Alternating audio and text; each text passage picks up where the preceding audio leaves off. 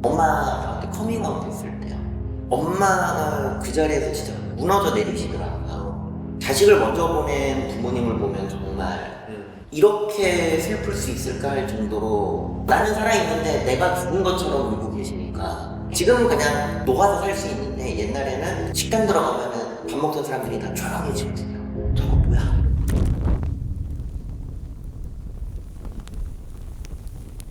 가장 슬펐던 적이 있으실까요? 엄마가 저한테 커밍아웃 했을 때요. 뭐라고 하신 건가요? 뭐라고 하는 것도 있는데 엄마가 그 자리에서 진짜 무너져 내리시더라고요.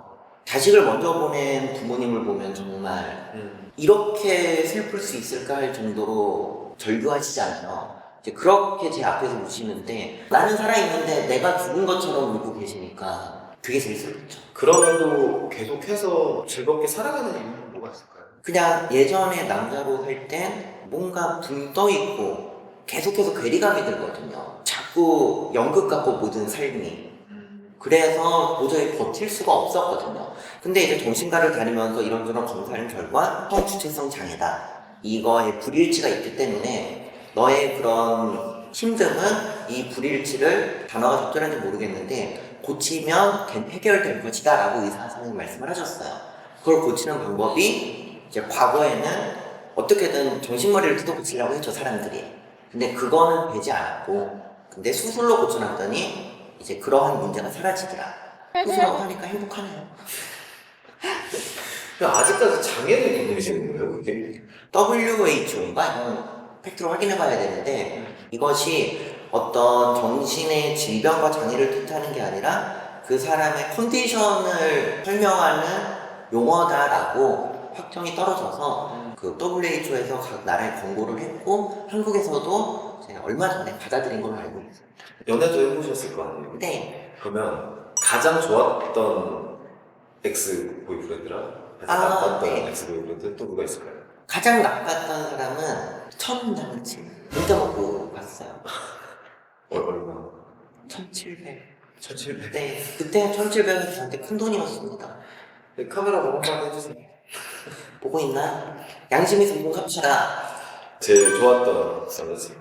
최근에 헤어진, 작년에 헤어진 마지막 남친이죠. 마지막 남친이 가장 좋았던 이유는 제가 수술을 하는 상태로 만난 유일한 남친이죠. 그 전에 남친들은 제가 외모적으로 완성이 안 됐기 때문에 한계가 있었어요. 외모적으로 완성이 됐다는 게좀 이해가 잘 안 가죠. 그때는 이제 가발 쓰고 아, 뭐 제모도 완료가 안 돼서 거뭇거뭇하고 그러면은 커피숍 같은 데이트를 못 하는 거죠. 평범한 그런 사람 많은 데를 피하게 되니까. 근데 이제 마지막 남친은 뭐 그냥 커피숍도 가고 영화도 보고 그냥 정말 평범한 연애를 했어요. 그래서 마지막이 가장 좋았어요. 지금은 그냥 녹아서 살 수 있는데 옛날에는 식당 들어가면은 밥 먹던 사람들이 다 조용해지거든요. 저거 뭐야? 그러면서. 그럼 이제 안 가게 돼요. 그러다 보니까 데이트를 못 하죠. 저는 앞에 사람을 얘기하면 모르고. 만약에 이제 기자님이 이대로 가발 쓰고 치마 입고 가시면 그게 옛날 저예요. 근데 이렇게 뼈대가 일단 가느셔가지고 저 되게 두껍거든요, 뼈대가. 안 해보셨잖아요. 해보시면 또 모릅니다. 어찌됐건 제도랑 편견이 많이 바뀌어야 되는 게 사실인 거고, 그다음에 사람들의 인식도 조금 그냥 나와 다를 뿐이다라고 좀 받아들이는 게 좀 많이 필요하겠네요. 네, 근데 사람들의 편견은 정말 생각보다 빠르게 좋아지고 있다고 봅니다. 그러니까 약간 한국인의 설정, 적응이 빠르다. 이해 기준이 우리나라가 좀 높잖아요. 네. 그래서 사실 제가 봤을 때는 진짜 여자라고, 그러니까 남자였다고 말 안 하면 모를 정도로 미인이시는 거거든요. 근데 이렇지 못하시는 분들도 계시죠.